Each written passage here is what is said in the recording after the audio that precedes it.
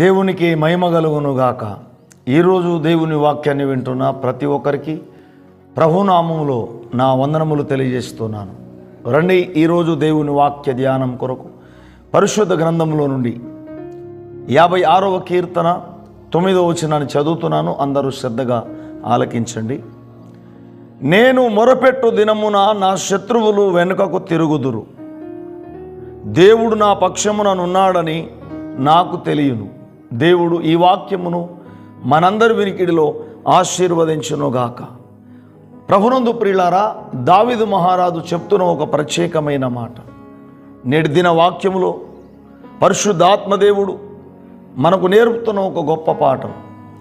మనం మొరపెట్టే దినమున మన శత్రువులు వెనుకకు తిరుగుతారట. ప్రియులారా, కేవలం ప్రార్థన ద్వారా మనం యుద్ధం చేయాల్సిన పని లేదు. దేవుని బిడ్డలు ఎన్ని సమస్యలు వచ్చినా, సాతానుగాడు ఎన్ని విధాలుగా శోధించినప్పటికీ దేవుని బిడ్డలు చేయవలసింది ప్రార్థన. ఆనాడు దావీదు మహారాజు చెబుతున్న ఒక గొప్ప మాట, నేను మొరపెట్టే దినమున నా శత్రువులు వెనుకకు తిరుగుదురు. నా పక్షమున దేవుడు ఉన్నాడని నాకు తెలియను అంటున్నాడు. దేవుని బిడ్డలారా, మీ పక్షాన కూడా దేవుడు ఉన్నాడు. ఎప్పుడైతే నీవు విశ్వాసముతో ప్రార్థన చేయగలుగుతావో నీ పక్షాన దేవుడు సాతానుతో యుద్ధం చేస్తాడు. నీకున్న సమస్య ఏదైనా కావచ్చు, కేవలం ప్రార్థనతోనే అది పరిష్కారం అవుతుంది. నేటి వాక్యము ద్వారా పరిశుద్ధాత్మదేవుడు మాట్లాడుతూ ఉన్నాడు. మనకున్న సమస్యలు ఏవైనా కావచ్చు, మనం మొరపెట్టే దినమున మన సమస్యలు తీరిపోతాయి. మన మీదకి వచ్చే శత్రువు సాతానుగాడు వెనుకకు వెళ్ళిపోతాడు. కానీ ఈనాడు దేవుని బిడ్డలు ప్రార్థన చేయలేకపోతూ ఉన్నారు. ఏ సమస్య వచ్చినా ప్రార్థన చేయలేని పరిస్థితిలో ఉన్నారు. కానీ ఆనాడు దావీదు భక్తుడు మొరపెట్టినట్లుగా ఈనాడు మనము కూడా మొరపెట్టగలిగితే మన ప్రార్థన ద్వారా కూడా దేవుడు గొప్ప కార్యాలు చేస్తాడు. మన పక్షమున దేవుడు ఉన్నాడు, మనం భయపడాల్సిన పని లేదు. రోమాపత్రిక 8వ అధ్యాయము 31వ వచనంలో చూస్తే, ఇట్లుండగా మనం ఏమందుము, మన పక్షమున దేవుడు ఉండగా మనకు విరోధి ఎవడు అని అంటాడు. ప్రియులారా, దుష్టుడైన సాతానుగాడు విరోధిగా ఉన్నప్పటికీ వాడు మనని ఏమి చేయలేడు అంటున్నాడు.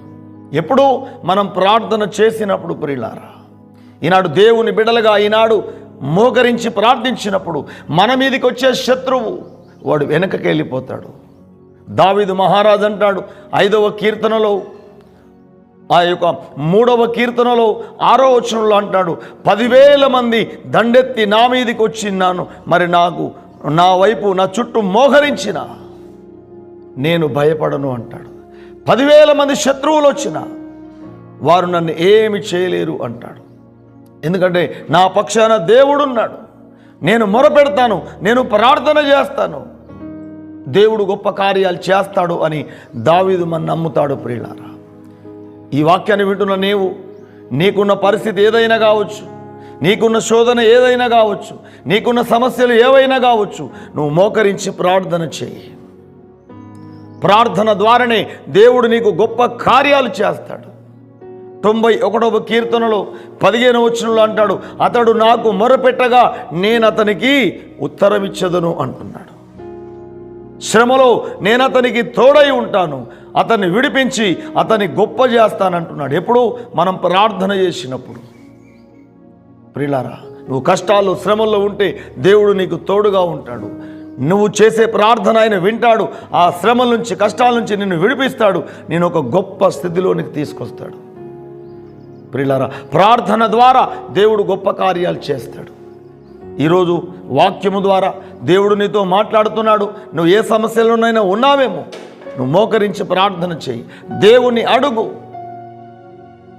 ప్రియులారా, దుష్టుడైన అపవాదేమో ఎవరిని మింగవాలని వాడు వెతుకుతూ తిరుగుతున్నాడు కదా. నువ్వు ప్రార్థన చేస్తే చాలు, నీ మీదకి వచ్చే శత్రువు వెనకకి వెళ్ళిపోతాడు. క్రైస్తవులకు దేవుడిచ్చిన ఒక గొప్ప ఆయుధం ప్రార్థన. దేవుని బిడ్డలకు దేవుడిచ్చిన ఒక గొప్ప ఆయుధం ప్రార్థన.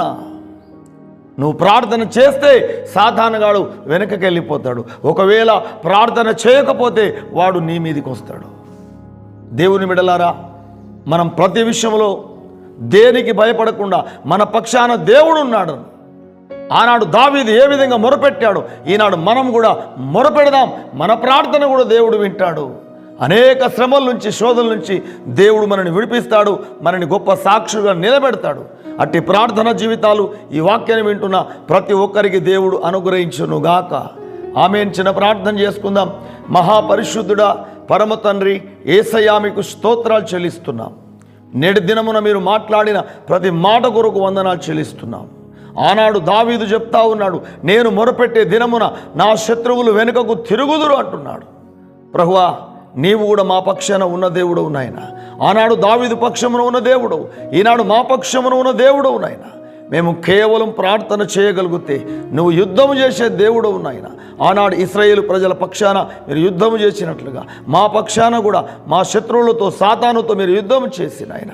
ఇదిగో ప్రభువా నాయన, ప్రత్యేకంగా మేము దేనికి భయపడకుండా మా పక్షాన దేవుడు ఉన్నాడని దావీదు వలె మేము కూడా మొరపెట్టుటకు, ప్రార్థించుటకు నాయన ప్రతి ఒక్కరికి నేర్పించమని ఈ వాక్యాన్ని వింటున్న ప్రతి ఒక్కరిని దీవించి, వారికి ఉన్న సమస్యల నుంచి వారిని విడిపించి, ప్రతి ఒక్కరిని ప్రార్థించేవారుగా, నీకు మొరపెట్టేవారుగా మీరు నిలబెట్టమని ఇదిగో ప్రభువా నీ బిడ్డలందరినీ మీరు దీవించమని యేసు నామములోనే ప్రార్థిస్తున్నాము తండ్రి. ఆమేన్. Praise Lord. దేవుడు మిమ్మల్ని, మీ కుటుంబాలను ప్రార్థించేవారిగా నిలబెట్టునుగాక.